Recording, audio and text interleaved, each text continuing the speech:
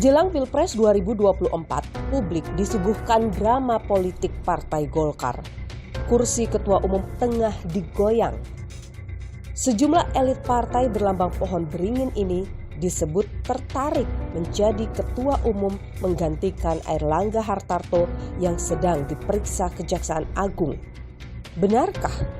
Adakah pihak yang mendapat angin segar dari kisruh Partai Golkar? Bagaimana pula iklim demokrasi nantinya? Saya, Niluh Puspa, mencari jawabnya.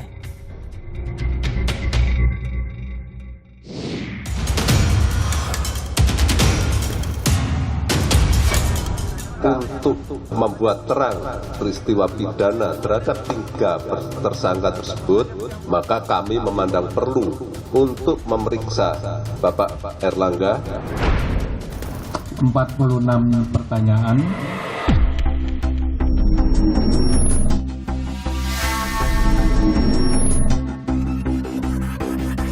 Mereka minta saya, mereka bilang Bapak majulah sebagai ketua umum Golkar.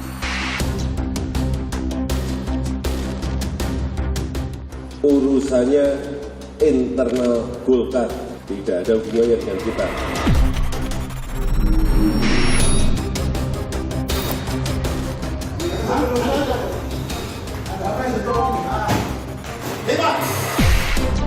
Apa yang terjadi di Golkar saat ini itu benar-benar hanya masalah dari internal saja atau sebenarnya ada yang menggembosi dari luar?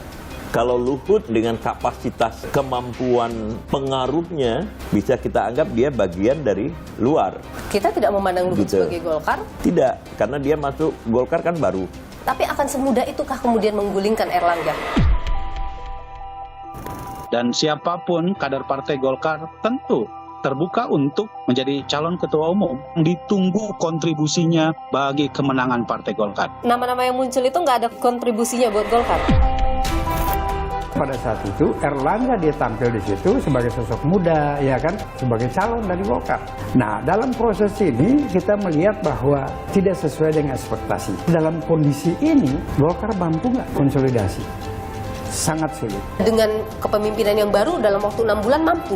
Harus ada terobosan-terobosan. Dan itu bisa dilakukan oleh Luhut Binsar Panjaitan. Airlangga Hartarto, Menteri Perekonomian sekaligus Ketua Umum Partai Golkar, tengah jadi sorotan. 2 jabatan yang diembannya sedang menyita perhatian. Sebagai Menko Perekonomian, Airlangga diperiksa oleh Kejaksaan Agung terkait dugaan keterlibatannya dalam kasus korupsi ekspor minyak goreng. Diperiksa 12 jam, Airlangga mendapat 46 pertanyaan. Saya hari ini hadir untuk menjawab pertanyaan-pertanyaan yang tadi disampaikan, dan saya telah menjawab 46 pertanyaan, dan mudah-mudahan jawaban sudah dijawab dengan sebaik-baiknya. Namun insiden tak menyenangkan terjadi. Diduga pengawal Airlangga mengancam wartawan pelipur. Buka jalan, buka jalan, buka jalan,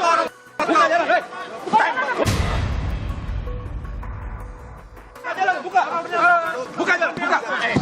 Meski pihak Airlangga telah meminta maaf, namun Kejaksaan Agung menyayangkan insiden ini. Nah, kalau ada kata-kata yang seperti itu yang kita sayangkan. Itu yang kita sayangkan dan sangat saya sayangkan. Seharusnya itu tidak muncul di tempat kita. Apalagi tadi kalau ada yang bawa senjata nggak boleh. Di tengah urusan hukum yang masih berproses, kepemimpinan Airlangga di Partai Beringin pun tengah goyah. Sejumlah isu mencuat. Salah satunya isu Musyawarah Nasional Luar Biasa atau Munaslup. Bukan tanpa alasan sejumlah kader senior yang tergabung dalam Pemrakarsa Penggerak Kebangkitan Partai Golkar mendorong Munaslup digelar. Sebagai ketum, Airlangga dinilai tak mampu menggejot elektabilitas Partai Golkar jelang pemilu 2024. Selain itu, mereka juga menolak pencalonan Airlangga sebagai baca pres 2024, mengingat elektabilitas Airlangga yang tak semoncer capres lain. Wacana Munaslup ini lantas memunculkan sejumlah nama tokoh sebagai kandidat pengganti Airlangga. Salah satunya Menko Marves Luhut Binsar Panjaitan. Pernyataan Luhut seolah memberi sinyal bahwa dirinya tak keberatan jika ditunjuk menjadi ketua umum Partai Beringin ini. Dan big data kami memang menunjukkan semua angka itu tidak membaik. Mau kemana Golkarnya? Golkarnya harus punya sikap. Mereka minta saya, Bapak majulah sebagai ketua umum Golkar gitu. Tak hanya Luhut, Menteri Jokowi lain, Menteri Investasi Bahlil Lahadalia juga disebut bakal gantikan posisi Erlangga. Begitupun Bambang Susatyo yang kini menjabat Wakil Ketua Umum Partai Golkar. Dua menterinya disebut ingin jadi ketum Partai Golkar. Presiden Jokowi angkat bicara. Kalau Pak Luhut, Pak Bahlil, ada Pak Bambang Sud, punya keinginan, itu urusan beliau-beliau, bukan urusan kita, urusan internal Golkar. Meski Erlangga menyatakan tak akan ada munaslup, namun disebut internal Partai Golkar tak satu suara terkait dengan wacana munaslup ini. Kalau ada suatu kejadian yang luar biasa, itu namanya munaslup dan bisa dilakukan kapan saja. Nah, kita tidak tahu apakah ada peristiwa luar biasa atau tidak. Bapak bakal mendukung Pak Airlangga Hartarto sampai selesai masa kepemimpinannya, Pak? Sangat tergantung situasi partai. Seolah menjawab kritikan sejumlah kader senior Partai Golkar terkait dengan belum adanya langkah politik dari Erlangga sebagai Ketua Umum Golkar terkait Pilpres 2024, Erlangga bertemu dengan Ketua DPP PDIP, Puan Maharani. Dan ini bunga politik. Semoga berlanjut sampai 14 Februari, hari Valentine, hari kasih sayang. Dan di situ kan ada simbol yang sangat baik, ada bunga yang begitu indah, bunga merah dan kuning yang berpadu dan kemudian diserahkan kepada Mbak Puan. Ini menunjukkan bahwa pertemuan tersebut membuahkan suatu hasil yang positif di dalam kerjasama kedua partai. Lantas, benarkah posisi Erlangga yang tengah terjebak menjadi celah bagi partai lain seperti PDIP untuk mengajak Golkar bergabung dalam koalisi demi membangun koalisi yang lebih besar?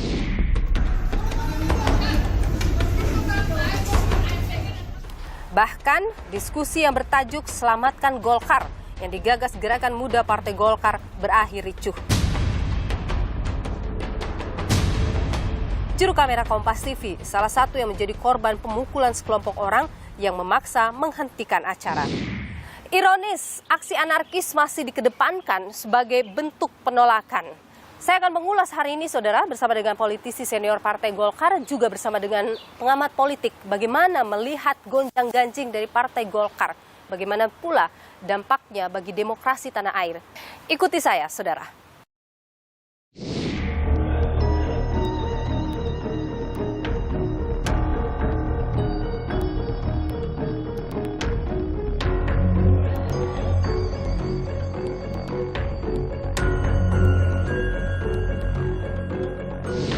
Gonjang-ganjing di internal Partai Golkar dikhawatirkan oleh publik bisa menimbulkan persepsi negatif begitu soal masa depan demokrasi Indonesia.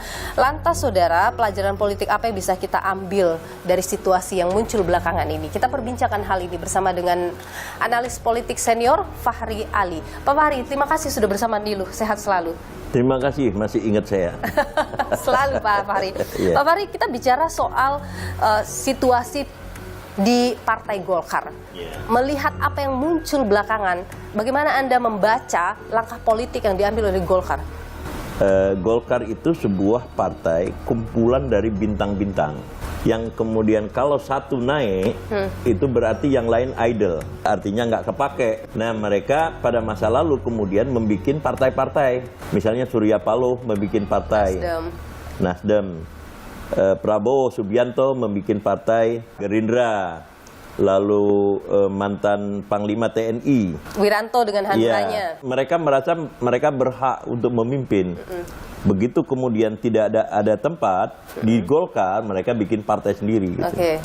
Yang kedua, mereka adalah orang-orang yang kalau mau kasarnya ya berduit, mereka mampu membiayai program-program politik mereka sendiri. Gitu. Kalau begitu harusnya Partai Golkar tidak terkalahkan dong?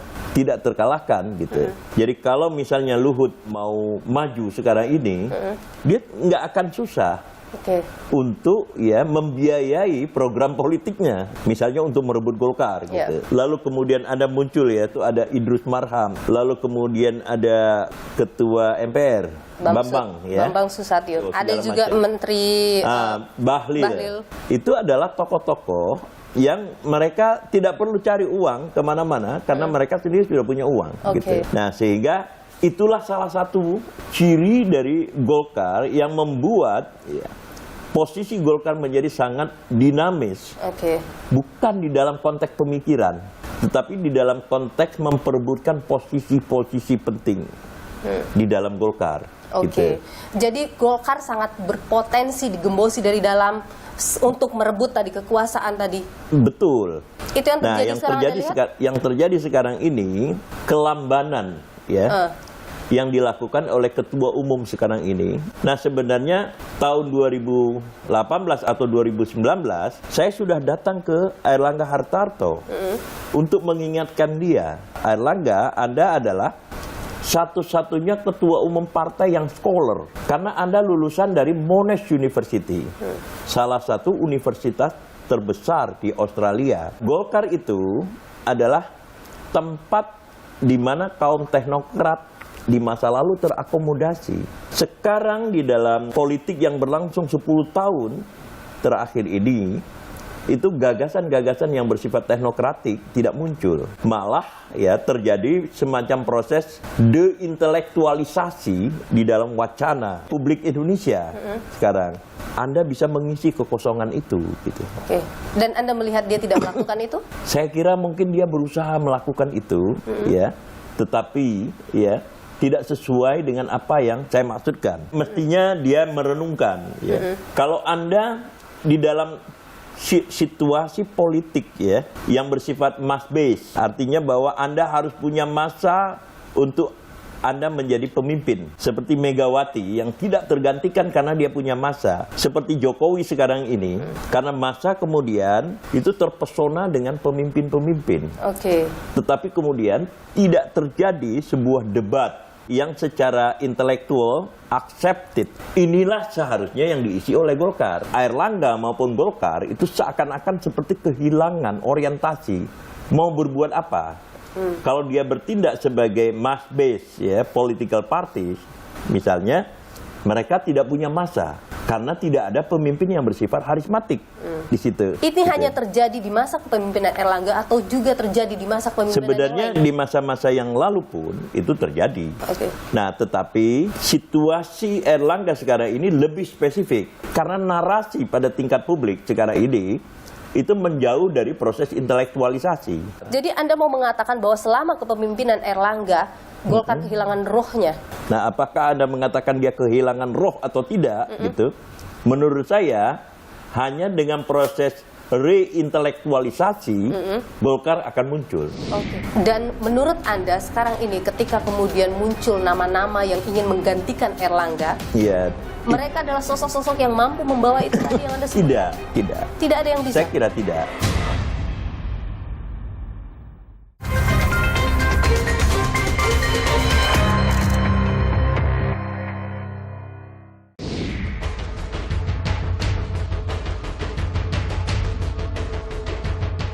Mereka minta saya, Bapak majulah sebagai ketua umum Golkar.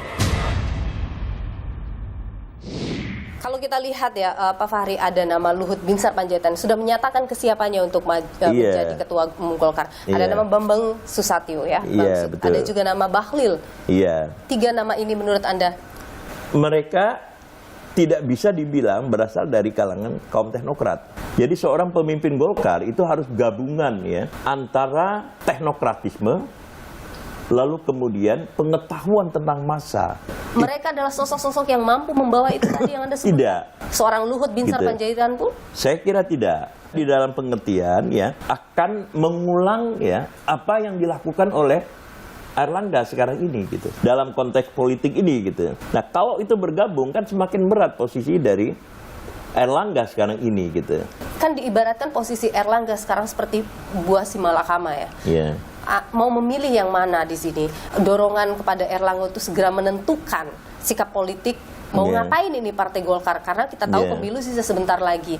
Tapi di sisi lain sebagai seorang Menko, ia juga sedang menghadapi situasi hukum. Menurut Anda ini adalah situasi yang berbahaya untuk Erlangga sekarang? Sangat. Langkah politik apa yang bisa menyelamatkan dirinya? Langkah-langkah politik yang dilakukan dengan bertemu dengan Puan itu artificial, berada pada tingkat kulit ya. Hanya luarnya saja? Ya, dan cuma bersifat sementara efeknya. Karena apa? Kalau dia kemudian bergabung dengan PDIP misalnya gitu, dia dapat apa gitu. Erlangga mestinya ya mulai merenung langkah-langkah politik apa yang harus dilakukan ya, yang punya dasar-dasar yang lebih kuat daripada percikan-percikan yang berlangsung sekarang ini gitu. Itu yang tidak dipunyai, dan saya tidak tahu orang-orang yang ada di sekitar dia gitu. Apakah memberikan ya masukan atau nasihat gitu.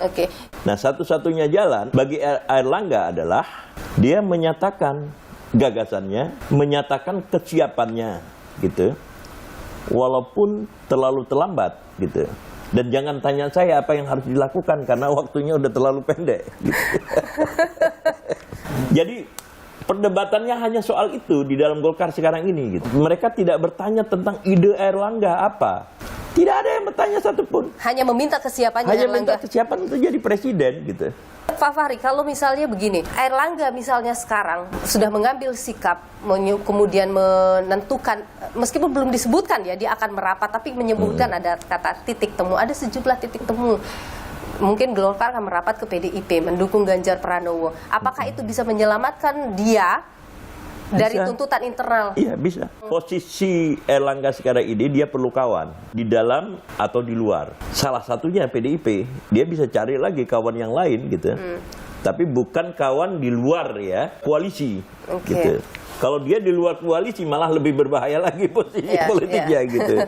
Nah, misalnya dia ke perubahan gitu ya, Anda mau bilang. Menurut Anda apa yang terjadi di Golkar saat ini itu benar-benar hanya masalah dari internal saja atau sebenarnya ada yang menggembosi dari luar? Ya, bisa dari luar juga nggak apa-apa gitu.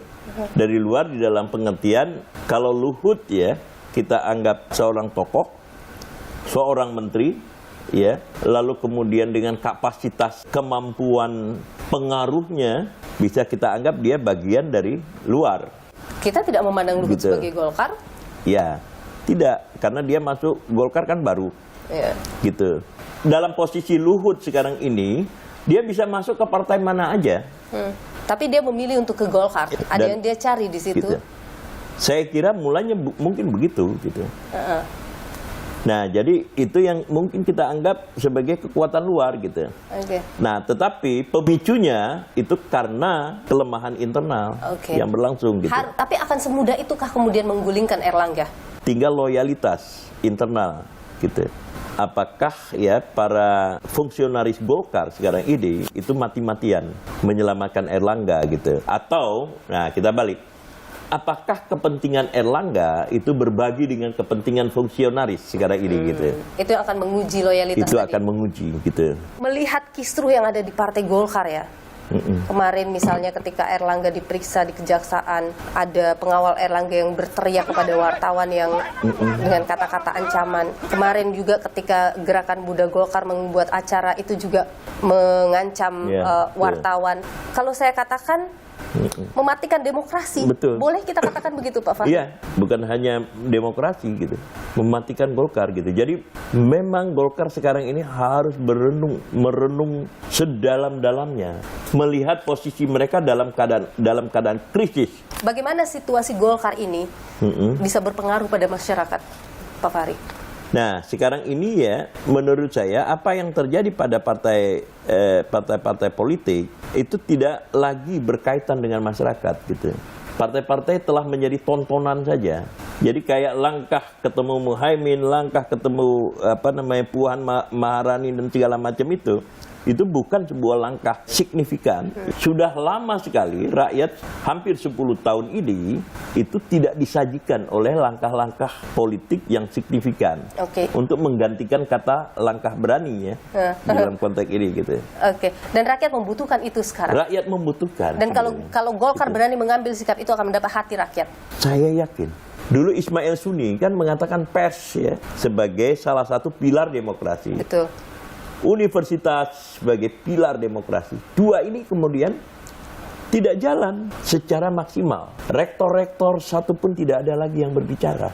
Kalau kemudian mereka tidak berani lagi berbicara atau malah menghalangi mahasiswa untuk berbicara, gitu, ada sesuatu yang salah di dalam sistem politik kita. Oleh partai politik itu sendiri, oleh elit partai. Oleh elit partai dan oleh para aktivis yang bergabung di dalam pemerintahan sekarang ini. Mereka tidak bisa melakukan evaluasi, gitu. Itu yang saya katakan tadi. Situasi politik kita ini itu sangat ditandai ya oleh keterpesonaan massa kepada tokoh. Iya. Gitu. Bukan kepada sistem, bukan kepada pemikiran. Jadi kalau kita bicara Pilpres nanti 2024, semoga calon-calonnya mampu menghadirkan gagasan, betul, ide, betul, sehingga tidak hanya soal pesona, betul, sang tokoh, tapi juga ide dari sang tokoh. Setuju, saya setuju. Baik, Pak Fahri, terima kasih sudah berbagi pandangan. Tentu kita akan lihat nanti perkembangannya seperti apa. Dan sekali lagi semoga Golkar menemukan kembali jati dirinya. Very good, I like it. Terima kasih Pak Fahri Ali, analis politik senior, sudah berbagi pandangan di Diluh. Sehat selalu Pak Fahri.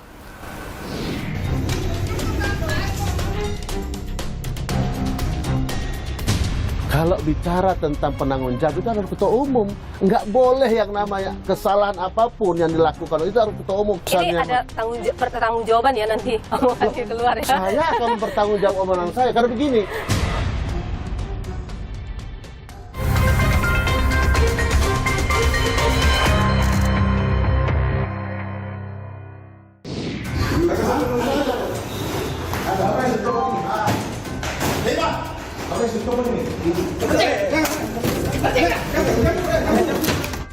Pas kelompok yang tidak dikenal itu datang, pihak panitia bilang liput. Ketika saya keluar, saya mau liput mereka, saya baru record, tiba-tiba mereka itu nyamperin saya tanpa ngomong apa-apa, langsung mukul ke kamera saya dan ke dagu saya.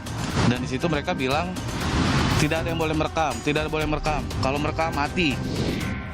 Saudara, saya berada di restoran tempat di mana diskusi selamatkan Partai Golkar atau selamatkan Golkar dilakukan yang kemudian berakhir dengan kericuhan. Wartawan bahkan jadi korban pemukulan. Apa yang terjadi saat itu? Saya akan perbincangkan hal ini bersama dengan inisiator Gerakan Muda Partai Golkar atau GMPG yang menggelar acara diskusi itu. Saya sudah bersama dengan inisiatornya. Di sini ada Pak Sirajuddin Abdul Wahab. Bang Sirajuddin, apa kabar? Sehat. Oke. Jadi waktu acara itu Bang Siraj sudah ada di sini juga? Sudah ada di sini. Waktu itu kejadian apa yang terjadi? Jadi kan acara kita itu kan di undangan itu kan jam 2 ya.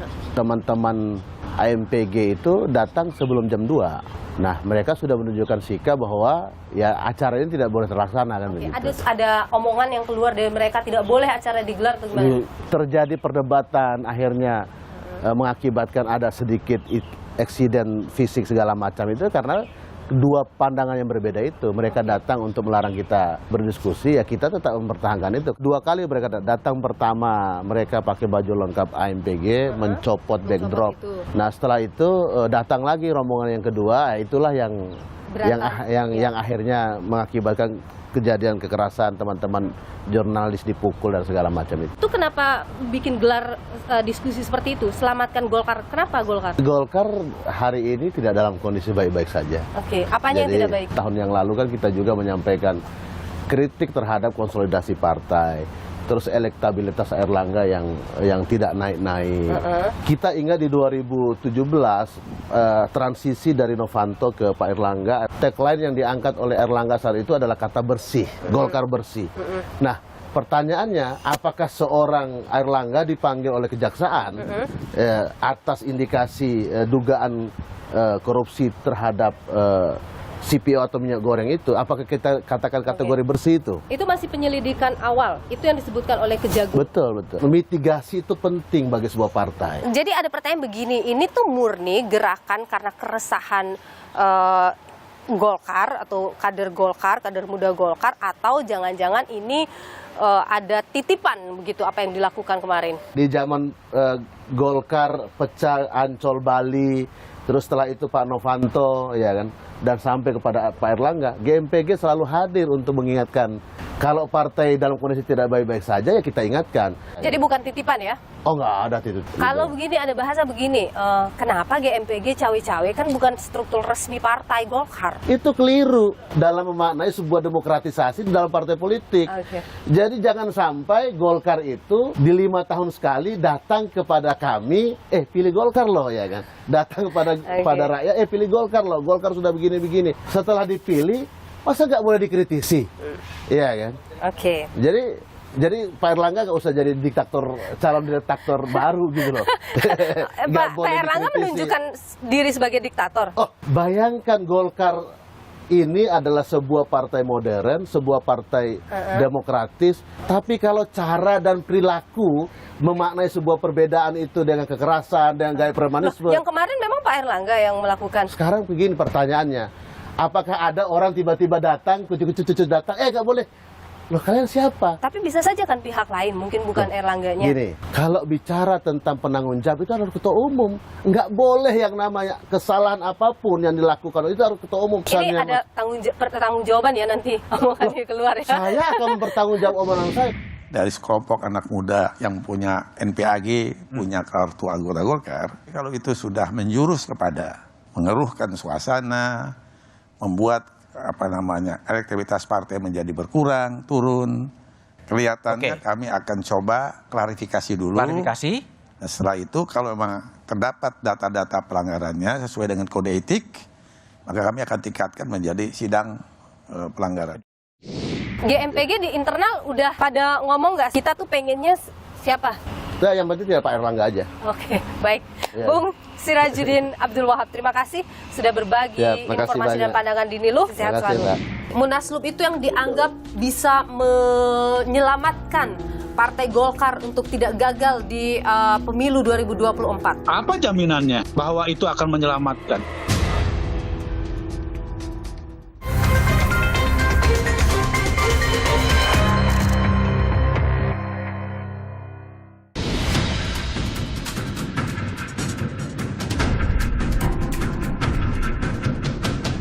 Mereka minta saya, Bapak majulah sebagai ketua umum Golkar.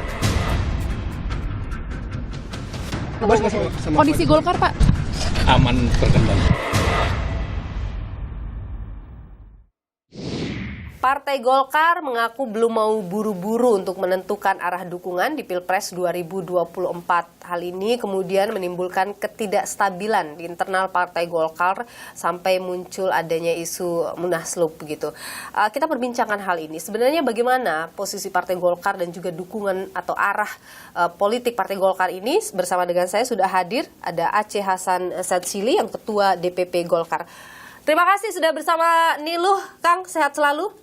Ya, sama-sama Mbak Niluh. Saya mau nanya dulu, teman-teman di Golkar ini satu suara semuanya, Erlangga tetap menjadi ketua umum sampai 2024. Kita masih solid di bawah komando ketua umum Bapak Erlangga Hartarto. Partai Golkar adalah partai yang mentaati terhadap ADART, maka pemilihan ketua umum yaitu dilaksanakan pada tahun 2024. Kalau ada yang mengatakan bahwa kepemimpinan Erlangga ini tidak membawa pengaruh positif bagi Partai Golkar, dilihat dari survei misalnya yang cenderung turun, bagaimana? Bahwa ada lembaga survei yang mengatakan bahwa Partai Golkar elektabilitasnya 6% atau 9%. Tahun 2019 yang lalu juga kita pernah 4%, tapi dalam pemilu 2019 posisi Golkar 14%. Jadi saya kira harus mendasarkan bukan pada survei, tetapi pada kondisi yang objektif. Dan tentu kita sekarang sedang terus berusaha agar elektabilitas Partai Golkar menaik dengan cara menempatkan caleg-caleg yang terbaik di setiap daerah pemilihan. Karena ujung dari pemilu legislatif itu adalah seberapa jumlah kursi yang didapat. Tapi kan kalau kita bicara soal elektabilitas partai itu kan bisa mendorong tadi ya perolehan kursi di parlemen. Ketika kemudian itu rendah, itu dianggap bahwa kinerja dari ketua umum tidak maksimal. Bagaimana Kang bicara itu? Penentuan target dari setiap kebijakan, termasuk dalam konteks target kemenangan Partai Golkar, itu diputuskan secara bersama-sama. Bukan hanya oleh ketua umum. Rasanya sangat tidak etis kalau kita menyelenggarakan Munaslup di tengah situasi kita seharusnya solid. Munaslup itu yang dianggap bisa menyelamatkan Partai Golkar untuk tidak gagal di pemilu 2024. Apa jaminannya bahwa itu akan menyelamatkan? Seharusnya orang yang mendorong-dorong Munaslup bekerja dong buat partai. Bukan mendorong untuk Munaslup. Kerja, turun ke lapangan, kampanyekan Partai Golkar. Jadi menurut Anda kenapa sampai ada wacana Munaslup itu, Kang Aceh? Ya tanyakan kepada mereka, kenapa mereka ingin Munaslup. Kalau misalnya mau maju menjadi ketua umum, ada forumnya nanti, yaitu bulan Desember tahun 2024. Itu jelas di dalam ADART, dan siapapun kader Partai Golkar tentu terbuka untuk menjadi calon ketua umum. Tapi tentu yang saya harapkan sekarang ditunggu kontribusinya bagi kemenangan Partai Golkar. Nama-nama yang muncul itu nggak ada kontribusinya buat Golkar?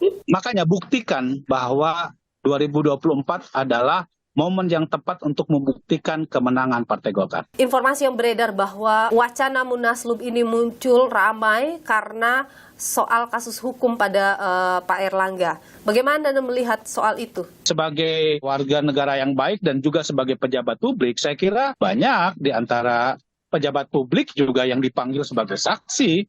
Itu sesuatu yang biasa. Anda yakin tidak akan mengarah mungkin kepada soal tersangka misalnya? Kita harus mengedepankan praduga tak bersalah. Saya kira jangan menghukum orang karena dia baru menjadi saksi. Jadi itu tidak bikin Anda ataupun elit Partai Golkar rasa deg-degan begitu ya dengan situasi ini? Golkar kan selalu menghadapi badai-badai seperti ini. Tentu kita harus hadapinya dengan tenang ya. Apa sih yang dipikirkan oleh Ketua Umum Partai Golkar? Kenapa kemudian lama mengambil sikap? Kita tahu Partai Golkar partai yang besar, tapi untuk masalah arah dukungan atau bagaimana sikap di Pilpres 2024, kenapa belum diputuskan oleh Partai Golkar? Partai Golkar sendiri kan memang mencalonkan Pak Erlangga, tapi kan nggak cukup untuk bisa mencalonkan sendiri. Membutuhkan koalisi dengan partai lain. Nah, jadi, inilah yang terus-menerus kita jajaki. Sebelumnya kan sudah ada KIB ya, Koalisi Indonesia Bersatu. Tapi toh kemudian itu tidak mengarah ke hal yang positif. P3 kita katakan dia sudah keluar ya karena sudah bergabung dengan PDIP. Apa yang salah di situ? Sekarang apakah sudah ada partai yang sudah mengumumkan capresnya, cawapresnya sudah ada atau enggak? Ya, sekarang ini kan baru capres ya, cawapres belum. Jadi saya kira itu menunjukkan bahwa ini proses masih sangat dinamis. Jadi Golkar ini akan kemana kira-kira arahnya? Bersatu bersama dengan PDIP atau jangan-jangan justru beralih ke koalisi perubahan? Kita lihat ya, komunikasi politik dengan PDIP kan sudah bikin tim khusus. Itu artinya silaturahminya lebih maju. Berarti lebih maju ke PDIP begitu ya? Tergantung dari nanti tim teknis membahas terkait dengan berbagai kesepakatan. Maunya Golkar apakah tetap menjadikan Erlangga sebagai cawapres misalnya? Prioritas utama itu. Dan negosiasi yang paling progres saat ini adalah dengan PDIP begitu ya? Kira-kira begitu. Baik, Aceh Hasan Syadzili, Ketua DPP Partai Golkar yang juga adalah Ketua DPD Golkar Jawa Barat. Terima kasih sudah berbagi pagi pandangan di Nilu. Sama-sama. Saya dapat info Pak Yoris sempat bertemu dengan Pak Luhut Binsar Panjaitan. Apa yang jadi pembahasan?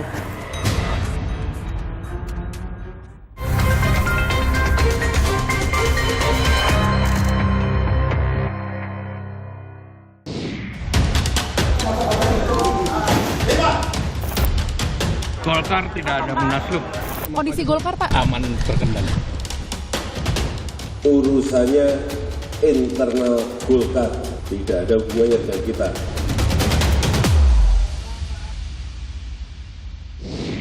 Saudara, sejumlah politisi senior Partai Golkar mendorong agar Munaslup segera digelar. Hal ini karena dianggap bahwa kepemimpinan Erlangga Hartarto belum membawa Golkar ke arah yang lebih baik.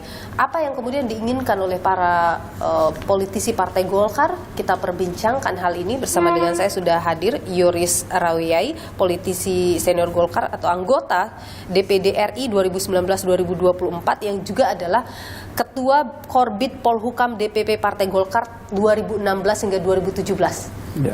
Pak Yoris, terima kasih sudah bersama Niluh. Sehat selalu Pak Yoris. Saya dapat info Pak Yoris sempat bertemu dengan Pak Luhut Binsar Panjaitan. Apa yang jadi pembahasan? Saya yang bertanya sama beliau kan. Saya bilang, Bang, rame disebut bahwa Abang ingin maju ke situ kan, sebagai ketua umum.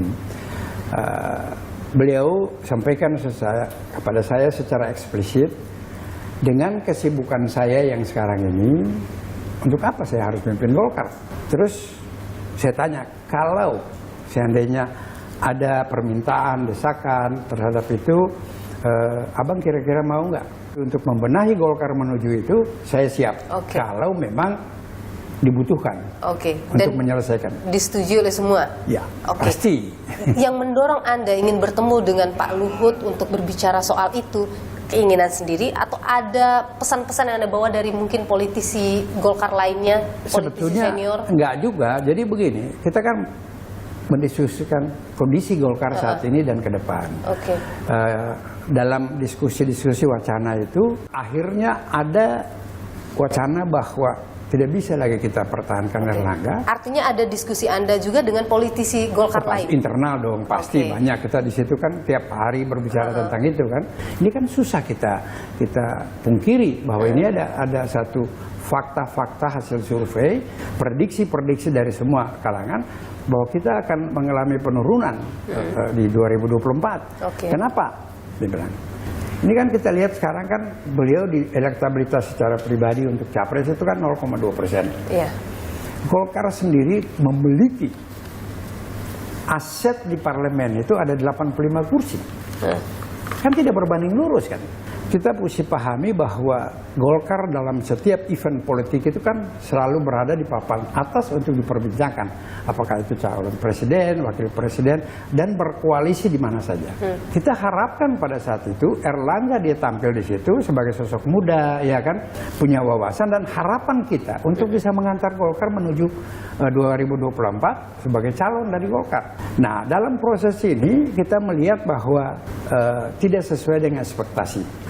Apalagi isu terakhir ini tersangkut masalah hukum. Ini yang menjadi keprihatinan, di mana proses-proses politik ini kan tinggal 6 bulan. Sisa 6 sekarang bulan lagi. Apakah dalam kondisi ini Golkar mampu nggak konsolidasi? Sangat sulit. Kalau misalnya dengan kepemimpinan yang baru dalam waktu 6 bulan mampu? Kalau kita mengikuti peraturan formal, anggaran dasar, anggaran rumah tangga, sulit. Tetapi bagaimana melakukan terobosan? Nah, terobosan-terobosan itu bisa dilakukan dengan mengkonsolidasikan diri di atas. Dan itu bisa dilakukan oleh Luhut Binsar Panjaitan? Nah, untuk menemukan pilihan itu ya kumpullah bapak-bapak itu kan, dewa-dewa di atas ini kan. Sehingga kepercayaannya jatuh pada Luhut? Tidak Luhut juga, artinya ada banyak. Siapa selain Luhut? Kan sekarang ada Bahlil, kemudian ada Bamsud. Siapa yang paling mumpuni untuk membawa perubahan Golkar dalam waktu 6 bulan? Saya pikir Pak Luhut. Cuma apa yang dimiliki oleh Pak Luhut tidak dimiliki oleh Erlangga? Kita lihat di pemerintahan Jokowi selama ini kan beliau diberikan banyak kepercayaan dan punya akses di mana-mana. Beliau mampu untuk bisa berkomunikasi ke atas. Ke tokoh-tokoh di atas kan. Umpamanya setelah beliau ditunjuk jadi pejabat atau jadi ketua umum nanti dalam proses ini, maka beliau bisa menunjuk satu orang sebagai ketua harian. Dan itu mungkin ada di Pak Bambang. Kalau menurut saya. Jadi gambarannya mungkin Pak Luhut ketua umumnya, Pak Bamsud yang jadi ketua hariannya. Ketua harian bisa, kemudian Pak Bahlil bisa di sekjen, bisa di bendahara. Sekarang Erlangga sudah mengambil langkah ya, kemarin sudah bertemu dengan Puan Maharani. Kemungkinan mungkin saya tidak tahu ya bagaimana Erlangga, tapi kemungkinan merapat begitu dengan berkoalisi dengan PDIP. Apakah itu tidak cukup menenangkan kader internal Golkar? Ini kan agak menyejukkan kan. Ini saya pikir agak menurunkan tensi di internal Golkar tentang dorongan bahwa ada perubahan, ada pergantian. Nah, kita lihat saja mekanisme hukum yang sedang berjalan. Yang mendesak untuk terjadi perubahan karena kasus hukum kan. Oke. Kalau tidak ada proses hukum ini, tidak akan ada gejolak begini kan. Kalau dianggap begini, gonjang-ganjing yang terjadi di dalam Partai Golkar yang sampai keluar ke publik, begitu ramai di publik, itu dianggap sebagai ketidakdewasaan berpolitik. Padahal Partai Golkar adalah partai yang kita tahu sangat mengakar dan partai yang semua orang tahu Partai Beringin ini. Bagaimana Anda melihat itu? Enggak. Gonjang-ganjing ini bagi Golkar itu sudah biasa. Itu menunjukkan kedewasaan. Berapa sih sebetulnya kekuatan Golkar di Republik sekarang ini di parlemen? Anda jangan lihat Golkar ANSI sekarang kan. Pertama Golkar pecah itu dengan Gerindra. Lahir Gerindra, Prabowo mundur. Ya kan. Kemudian Nasdem. Jadi hasil Nasdem, hasil Gerindra, itulah hasil Golkar sama Golkar. Visi dalam rangka membangun bangsa masih tetap sama. Apalagi ramainya Golkar belakangan kemudian melibatkan kekerasan terhadap pers misalnya. Itu kan menjadi sesuatu hal yang dipertanyakan oleh publik, kenapa bisa sampai seperti ini sekarang. Ini kan menunjukkan bahwa idealisme dari akar rumput di bawah ini kan masih belum sama kan. Melihat secara objektif dan menyerahkan ini ke hukum. Oke. Sekarang yang penting menurut Anda bagi Golkar adalah memilih merapat kemana ya untuk 2024 atau menguatkan, tadi Anda sebutkan soal di parlemen. Mana yang penting sekarang? Dua-dua penting. Maka kita melihat. Harus melihat mana yang Golkar tidak pernah punya prinsip-prinsip untuk menjadi oposisi. Siapapun yang berkoalisi dengan Golkar harus dipastikan adalah pemerintah. Ya. Baik. Itu. Terima kasih Bang Yoris Rawiyai, anggota DPD RI 2019-2024, juga politisi senior Golkar, sudah berbagi pandangan di Niluh. Terima kasih Sehat selalu banyak. Bang Yoris.